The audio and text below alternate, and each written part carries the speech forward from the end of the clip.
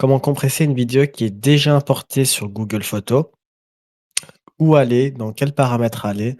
Pour pouvoir donc, compresser cette vidéo, et ne pas devoir, par exemple, la télécharger cette vidéo et la mettre sur un serveur pour la compresser et cetera. Il y a trop d'étapes. Ici, ce sera des étapes ultra simples, parce que je regarde sur YouTube et en fait, il y avait personne qui a pu me guider, en fait, sur ce problème. Donc c'est pour ça que je cherchais une solution pour réduire, par exemple, 140 gigas de fichiers de vidéo et les réduire, beaucoup plus. Donc c'est parti. Alors, comment ça fonctionne ici? Il faut savoir que lorsque, on réduit une vidéo, en fait, elle passe de 4K ou de la 8K et cetera en 1080p. D'accord? Donc on réduit la résolution. Si la résolution est en 1080p, elle restera en 1080p, d'accord? Mais il y aura une légère perte d'image quand même, qui sera légèrement visible, d'accord? Ensuite, évidemment, si c'est de la 4K, ça passera automatiquement à du 1080p et même si c'est, résolution 8K ou autre chose, ce sera toujours du 1080p que ça va arriver.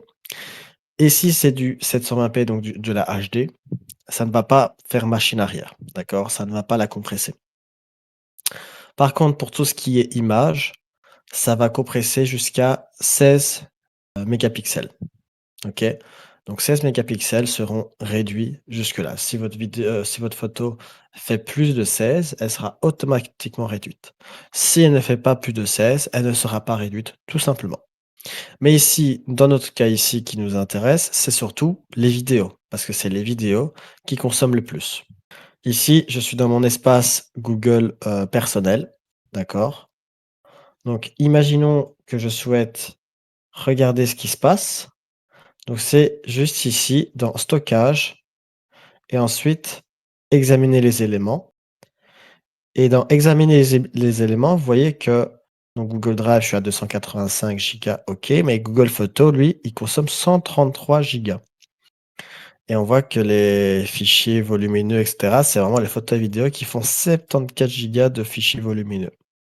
Donc, il faut savoir qu'avec cette technique que je vais vous montrer pour compresser les vidéos et images, elles ne seront disponibles uniquement, ça va impacter uniquement tout ce qui est dans Google Photos. Tout ce qui est dans Google Drive ne sera pas du tout impacté. Donc, rassurez-vous, si vous avez des fichiers importants que vous souhaitez garder des souvenirs en très haute qualité, en 8K ou 4K, etc., ça ne va pas du tout modifier ce qu'il y a dans Google Drive. Ça modifie uniquement Google Photos. D'accord? Allez, c'est parti, je vous montre ça de suite. On va aller dans les paramètres juste ici. Tac. D'accord? Donc c'est ici en fait qu'il faut changer les paramètres. Mais attention, la vidéo n'est pas finie, je vais vous montrer tout aussi. Ici, vous avez qualité de sauvegarde des photos et vidéos. De base, c'est sélectionné en qualité d'origine. Stocker des photos et des vidéos sans modifier leur qualité. Donc dès que vous publiez en 4K, 8K, ou etc. avec le débit que vous voulez, ça va toujours stocker en brut. Ok, il n'y aura aucune modification de la part de Google sur Google Photos, sur vos vidéos, etc. Si vous souhaitez, vous pouvez cliquer sur économiser l'espace. D'accord? On peut cliquer dessus. Enregistrement, paramètres enregistrés. Donc à ce moment-là, à partir de quand vous allez mettre des photos vidéo, cela va automatiquement les compresser avec la qualité que je vous ai dit juste avant. Donc il faut savoir que ce paramètre s'applique uniquement sur les prochaines photos et vidéos que vous allez importer. Mais comment faire pour compresser? Imaginons vos 30 000 photos, moi c'est ce que j'ai, j'en ai à peu près 30 000 photos et vidéos et vous voulez pas retélécharger, réimporter pour que ça puisse les compresser, etc. Donc comment faire pour compresser ces photos et vidéos de vos anciens comptes Google?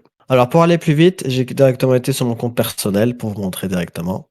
Donc là, vous cliquez donc sur stockage et en bas en fait, vous pouvez cliquer sur récupérer de l'espace de stockage. Vous voyez, c'est écrit là. Convertir les photos et vidéos existantes en qualité, en type de qualité économiseur d'espace. Si vous faites en savoir plus, c'est là que l'option s'affiche. Récupérer l'espace de stockage en convertissant en qualité économiseur d'espace vos photos et vidéos actuellement stockées en qualité d'origine, si cela est possible. Et comme on a vu, ça ne compresse pas non plus vos vidéos sur YouTube, très important, heureusement. Google Drive ou Gmail ou autre, d'accord? C'est que le service Google Photos qui est compressé. Ensuite, il faut vraiment cocher ici et cliquer là pour vraiment compresser. Attention, vous pourrez plus jamais revenir en arrière si vous voyez que la qualité est pas très bonne, et vous voulez revenir en arrière, ce n'est plus possible.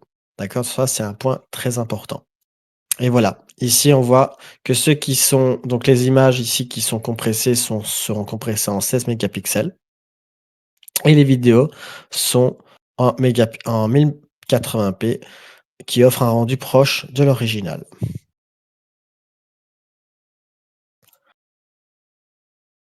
Et donc voilà, j'espère que cette vidéo vous a bien plu pour pouvoir ainsi compresser vos photos et vidéos existantes parce qu'il y avait personne qui le montrait sur internet et c'était bien fatigant. Je me suis dit: «Je vais tout télécharger, tout réimporter juste pour compresser», c'est un petit peu fatigant. Faut savoir que vous pouvez le faire, je pense, une fois par jour ici, vous pouvez cliquer ça au maximum ou 2 fois par jour. Donc voilà et après n'oubliez pas que si vous voulez que tout soit automatiquement en économiseur d'espace, vous allez dans les paramètres et vous cochez économiseur d'espace. Voilà, j'espère que cela vous a bien plu. N'hésitez pas non plus à aller voir mes autres vidéos sur d'autres tutoriels de Google ou d'autres choses et on se dit à une prochaine fois pour d'autres tutoriels.